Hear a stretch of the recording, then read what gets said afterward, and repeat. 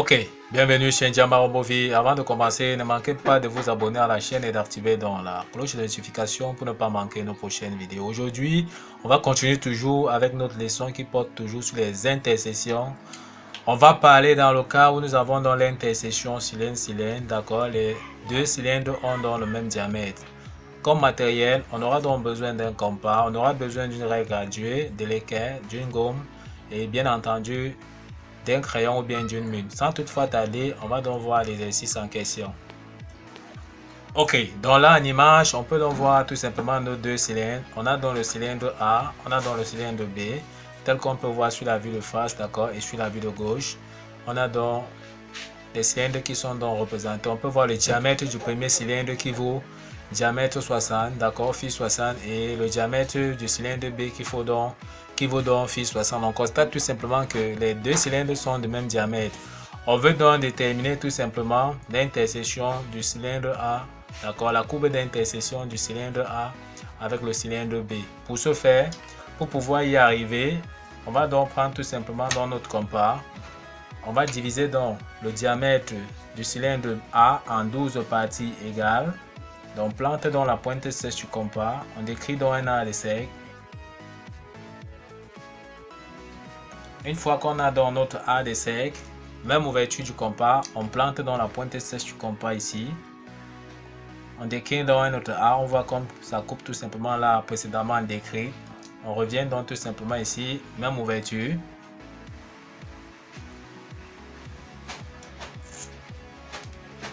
On revient dans là. On décrit encore. On peut constater que on a divisé donc tout simplement notre A en 12 parties égales. Donc on peut donc numéroter tout simplement là. Donc on a donc 1, 2. Ici on a donc 7. On devait avoir 8 ici en bas. D'accord. Comme on a fait un demi-cercle, donc 8 va se retrouver tout simplement ici. Ok, une fois qu'on a donc divisé tout simplement en 12 parties égales, notre circonférence en 12 parties égales, on va tracer donc des parallèles passant par les différents donc, points 1, 2, 3, 4, 5, d'accord, 6, 7, d'accord, parallèles à l'axe du cylindre A. Ok, on prend donc tout simplement la règle et l'équerre. On trace donc la première parallèle tout simplement donc à l'axe. D'accord, passant tout simplement donc une parallèle donc passant par 2 et parallèle donc à l'axe du cylindre A. Donc voilà la première parallèle qu'on trace. De la même façon, on va continuer avec les autres parallèles.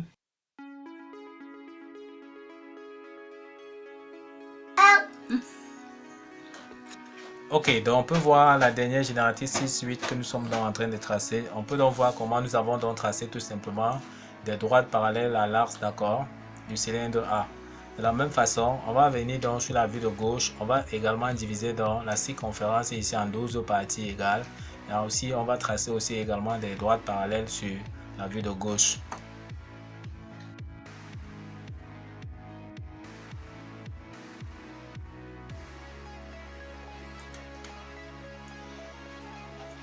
Ok, une fois qu'on a donc divisé en 12 parties égales, on va donc numéroter. Ce qu'on va remarquer ici, c'est quoi? C'est que ici nous avons donc un 7.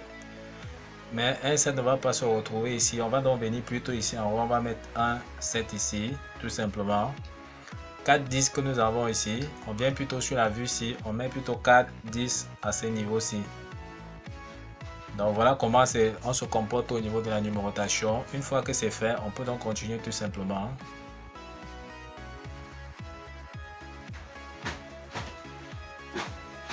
Ok, une fois que la numérotation est terminée, on trace donc des droites parallèles donc à l'axe comme nous avons donc dit tout à l'heure. On va donc passer par 3, par 2, par 1, par 8, par 9. Ok, donc nous allons tracer ces parallèles là jusqu'à ce que ça touche donc tout simplement la circonférence donc du cylindre B. D'accord? Voilà, on s'arrête à ce niveau-ci. On va faire donc la même chose avec les différents points.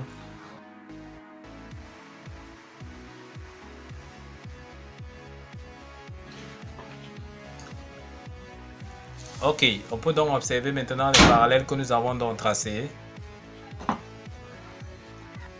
Nous pouvons numéroter maintenant les différents points que nous avons donc obtenus ici, d'accord. Ici, on va appeler ce point-ci le point A. Ici, on va appeler B, là C. Ici, on va appeler ce point-ci le point D. Même chose de côté, si on appelle ici B, ici on appelle donc C. Et ce point-ci, nous allons l'appeler tout simplement donc D. On va donc tracer cette fois-ci des parallèles plutôt à l'axe du cylindre B tel qu'on voit là. On va tracer donc des parallèles à l'axe du cylindre B, passant par les points donc A, B, C, d'accord, et D. On prend donc tout simplement dans la règle graduée. Nous commençons donc par le point A. Traçons tout simplement ici. On voit que le point A est tout simplement sur la génératrice donc 1, 7. Donc on va donner donc, on va avoir le point d'intersection ici, d'accord, sur la vue de face avec le point 7 et le point 1. On n'a qu'à tracer donc tout simplement cette droite horizontale. On peut donc retrouver les deux premiers points d'intersection ici, d'accord. Voici donc le point 7 ici. La génératrice dans 7, ça nous donne dans le premier point tel qu'on voit. Voici la génératrice dans 1, ça nous donne dans ce point-ci. Donc voilà les deux premiers points d'intersection de cette courbe que nous venons comme ça d'obtenir. De la même façon, on va tracer dans la parallèle, tout simplement passant donc par B.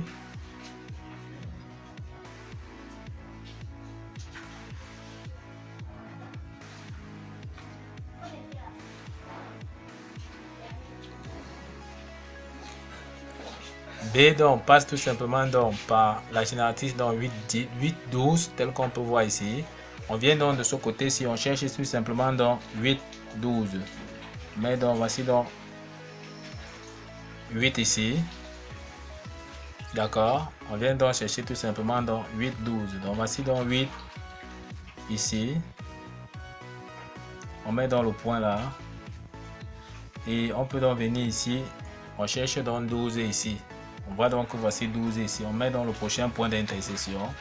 De la même façon, on trace donc tout simplement avec donc passant dans la parallèle, passant cette fois-ci par le point C.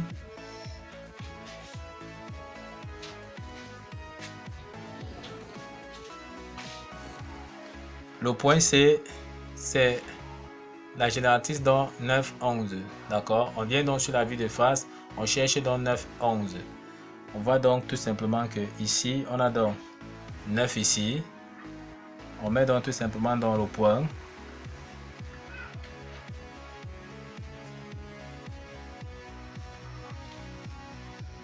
Voilà dans le point d'intersection. On continue tout simplement. On a vu qu'il y a 9 et 11.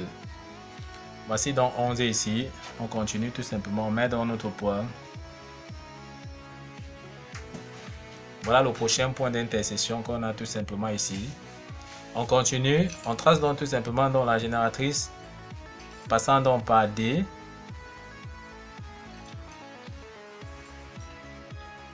On voit que D, tout simplement donc, c'est le point 10, d'accord. Le point 10 et le point 4. Or, le 4, 10 se situe au niveau de l'axe ici. On n'a qu'à prolonger tout simplement là, jusqu'à arriver donc au niveau de l'axe qui correspond bien au point 4, 10. On met donc tout simplement dans notre point d'intersection ici. Donc on peut donc numéroter tout simplement pour y voir plus clair. Donc nous avons vu que tout simplement ici, voilà les différents points que nous avons donc obtenus. On peut donc voir tout simplement la numérotation donc des différents points que nous venons d'obtenir. Donc pour tracer dans la courbe d'intersection, on voit que ça va passer tout simplement donc par les différents points que nous venons d'obtenir ici.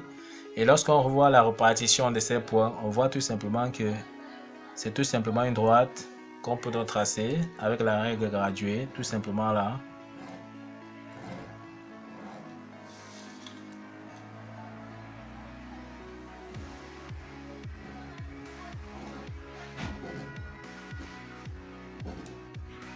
On peut donc voir la courbe d'intersection qu'on vient donc d'obtenir.